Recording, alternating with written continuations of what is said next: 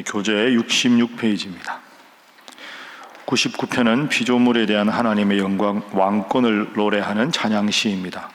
여호와는 거룩하고 위엄 있는 왕이시며 거룩하신 하나님은 자기를 경배하도록 자기 백성을 준비하셨음을 선포합니다. 100편은 여호와 하나님 앞에 나아가 예배하는 것을 간절하게 촉구하는 제왕시입니다. 하나님은 우리를 지으셨으며 우리는 그의 것이요 그의 백성이요 그가 기르시는 양임을 말합니다. 그렇게 하나님께 감사함으로 찬양하며 예배를 드려야 함을 선포합니다. 시편이 150편까지 있는데 이제 오늘 100편까지 딱 3분의 2를 읽었습니다. 99편 먼저 우리 말씀 보겠습니다. 99편은 1절부터 9절까지 있습니다. 그런데 다른 시편과는 달리 아주 중요하게 몇 절에 걸쳐서 부각되는 단어가 하나 있습니다. 그게 거룩하다 하는 단어입니다. 자, 우리 3절 말씀 99편 3절 함께 읽습니다. 시작. 주의 크고 두려운 이름을 찬송할지니 그는 거룩하심이로다. 아멘. 거룩하신 하나님. 5절에도 보면 너희는 여호와 우리 하나님을 높여 그의 발등상 앞에서 경배할지어다. 그는 거룩하시도다. 9절에도 너희는 여호와 우리 하나님을 높이고 그 성산에서 예배할지어다. 여호와 우리 하나님은 거룩하심이로다. 그래서 오늘 본문의 첫 번째 교훈은 하나님은 거룩하시다 하는 것입니다. 하나님은 거룩하시다. 하나님이 거룩하시다. 거룩하다라는 단어가 무슨 뜻일까? 거룩하다는 히브리어로 카도시라는 단어인데 이게 원래 뜻이 뭐냐 하면 이게 구별되다, 분리되다 이런 뜻입니다. 그러니까 하나님이 거룩하시다 하는 말은 하나님은 우리와 완전히 다른 분이다. 질적으로 다르시고 구분되어 있는 분이다. 그러니까 아무리 세상에 악이 많아도 하나님은 악이 없으신 분. 인간의 능력이 아무리 높아도 하나님은 그보다 위에 계신 분. 완전히 구분되어 있는 분. 근데 구분되어 있지만 인간의 삶에 역사할 수 있는 분. 그러니까 여러분, 구분이라는 단어하고 우리말에 분리라는 단어는 다릅니다. 분리는 완전히 따로 있어서 아무 관여할 수 없는 거고, 구별은 함께 관여하지만 질적으로는 차이가 있다 이런 거죠. 하나님은 구분되어 있다. 이게 카도시라는 단어의 뜻입니다. 요즘에 보면 특히 21세기 들어서 과학 문명이 너무 발전하고 하니까 신이라는 건 인간이 연약할 때 의지하기 위해서 투영을 해서 만든 것이다. 인간의 과학 문명이 발전하면 발전할수록 신이라는 영역은 점점 약화될 것이다. 오늘날 이 시대에 하나님을 믿는 것이 무슨 의미가 있느냐? 신이라는 건 우리 인간이 우리의 연약함, 죽음 이후의 불안함, 그런 걸 위해서 상상 속에 만들어낸 존재에 불과하다. 이런 말을 하는 과학자들이 아주 많습니다. 과학자들 전체를 놓고 보면 하나님을 믿는 과학자보다 하나님이 없다고 생각하는 과학자가 훨씬 더 많습니다. 그 사람들은 하나님을 어떻게 이해하느냐? 잘못된 이해인데, 예를 들면 우리가 이 국가에 살고 있습니다. 국가. 대한민국이라는 국가에 우리가 국민 아닙니까? 대한민국이라고 하는 국가는 분명히 있지만 우리 손에 잡히는 건 아닙니다. 여러분이나 저는 다 대한민국의 국민이지만 대한민국이라는 나라는 있지만 그건 이 한반도 땅에 대대로 살아가는 사람들을 이 나라 백성이라고 부르자 하는 의미에서 대한민국이라는 이름을 합의해서 만들어낸 거지, 대한민국이 눈에 보이는 게 아니지 않습니까? 배요한 하면 이렇게 만져지는데 대한민국은 만져지지 않지만 존재하는 건 맞지요. 국가는. 신은 그런 존재다. 이렇게까지 이야기합니다. 대표적으로 유발 하랄이나 이런 학자가 그런 말하죠. 전혀 잘못된 겁니다. 하나님은 그런 인간 상상력의 산물이 아닙니다. 대대로 내려오는 아주 중요한 문장 하나가 있습니다. 좀 어려운 문장인데요. 이런 문장입니다. 한번 따라해 보시죠. 유한은 무한을 담아낼 수 없다. 인간은 유한한 존재입니까? 무한한 존재입니까? 한계가 있죠. 죽음, 오래 살아야 100년 이상 잘 못 살고, 인간은 불안하고 좌절하고, 인간은 유한한 존재입니다. 하나님은 무한하신 존재죠. 이 지상에서 사다리를 아무리 높이 올린다고 해서, 높다고 해서 하늘까지 사다리를 놓을 수는 없는 겁니다. 유한한 인간이 아무리 노력하고 능력이 대단하고 하는 것 같아도 무한한 하나님께는 절대로 이룰 수 없다. 그래서 전도서, 시편, 잠언 전도 아닙니까? 전도서 5장 2절이 참 의미 있는 구절인데요. 이렇게 나옵니다. 하나님은 하늘에 계시고 인간은 땅에 있다. 여러분, 이게 그냥 하나님은 저 위에 계시고 우리는 밑에 있다, 이게 아니고요. 하나님은 하늘에 계시고 인간은 땅에 있다는 말은, 인간이 아무리 하나님을 이해하려고 해도 조금에 불과하고, 인간의 능력이 아무리 대단해도 하나님께는 절대 미치지 못한다. 그런데 인간이 과학 문명을 좀 발전시켰다고 해서, 이성적인 능력을 좀 더 개발했다고 해서 하나님은 상상의 산물이니 전혀 잘못된 것이다. 하나님은 우리를 창조하신 분이고 우리와는 전적으로 다른 분이다. 이 모든 하나님의 속성을 딱 한마디로 말하면 뭘까요? 거룩하신 하나님, 이겁니다. 따라합니다. 거룩하신 하나님. 거룩하신 하나님. 그래서 우리는 이 하나님께 기도할 수 있는 거죠. 왜? 우리와는 전혀 다른 분이니까. 전능하시고 전지하신 하나님이시니까 이 하나님께 기도해야 우리가 살 수 있고, 하나님의 지혜로야 우리가 세상에서 잘 살 수 있고, 하나님이 사랑을 베풀어 주셔야 우리가 이 땅에서 잘 살 수 있는 줄로 믿습니다.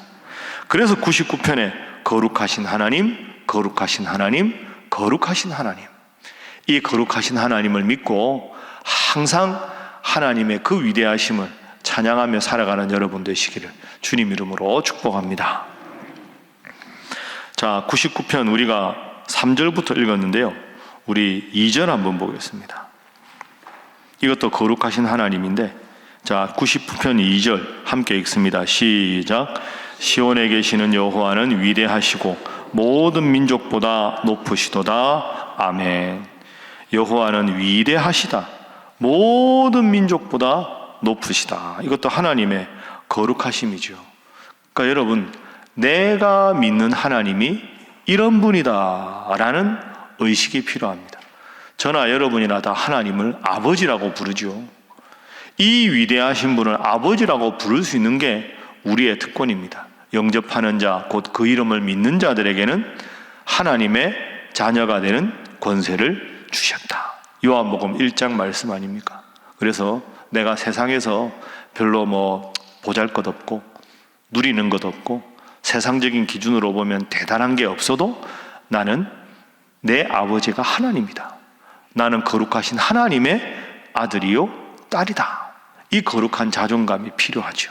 그래서 두 번째 기도 제목은 거룩한 자존감을 갖고 살게 하소서 하는 것입니다. 거룩한 자존감을 갖고 살게 하소서. 하나님이 내 아버지다 하는 것이 거룩한 자존감입니다. 특별히 이 거룩한 자존감은 오늘 아주 시의적절하게 어울린다고 생각합니다. 오늘 무슨 날입니까? 어린이날입니다. 어린이날. 솔직히 어른 입장에서는 365일이 어린이날인데, 그죠? 근데 꼭 어린이날 더 선물 안 주면 다 뭐라 그러고 애들이 뭘 줄까? 어버이날에는 조그만 거 주고, 그렇죠? 근데 그게 여러분 어린이의 특권 아닙니까? 365일이 다 어린이날인 것처럼 부모가 자녀를 사랑하지만, 그래도 선물 달라고 하면 괜히 기쁘고, 쟤한테 뭘 주면 좋을까? 뭘 주면 얘가 기뻐할까? 이번 어린이날에는 이걸 줘야 되겠다. 미리 부모님이나 할머니, 할아버지가 계획하지 않습니까? 여러분 똑같습니다. 하나님을 우리는 아버지라고 부릅니다. 부모의 제일 큰 기쁨이 뭘까요? 애가 부모님을 기쁘시게 하는 것도 좋은데, 어린이날 어린이가 부모님 보시기에 기쁜 건 있으면 좋은 겁니다. 그냥 내가 내 시간 들여서 애랑 놀아주고 없는 형편에 좋은 선물 사서 주고, 내가 내 것을 다 쓰지만 내 자녀니까 기뻐하는 걸 보는 순간 다 그런 게 아무 문제가 없습니다. 너만 기뻐하면 내가 너한테 다 해주겠다. 뭘 줘도 아깝지 않다. 이게 자녀에 대한 부모의 태도 아닙니까?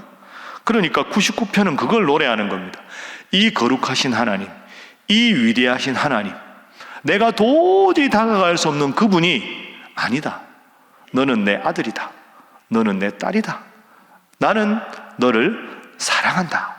그것이 오늘 본문의 뜻입니다. 그저 자녀가 있으면 다 해주고 싶어하는 부모의 심정이 하나님의 심정이다.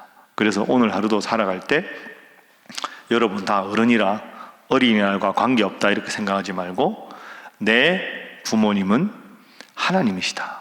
우리가 아버지라고 부르지만 사실은 하나님은 거룩하신 분이라 편의상 아버지라고 부르는 거지 아버지는 아니지 않습니까? 그만큼 가까운 분이다. 멀리 계시면서도 가장 나를 사랑하시는 가까운 분이 하나님이시다. 그 하나님의 자녀다.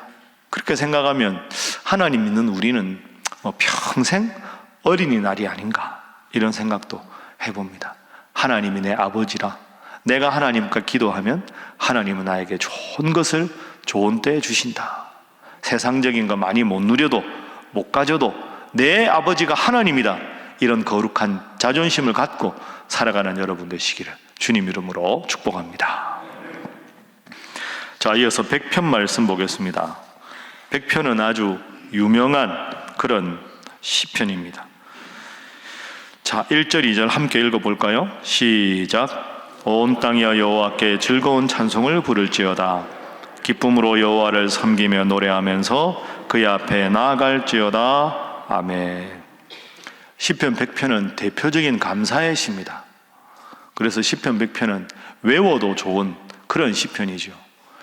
혹시 여러분 그럴 때 만약에 있으시잖아요. 명절 때나 아니면 여러분 직장 모임에서 예배를 드려야 된다. 근데 갑자기 여러분이 예배를 인도하셔야 된다. 가족들끼리나 지인들끼리나.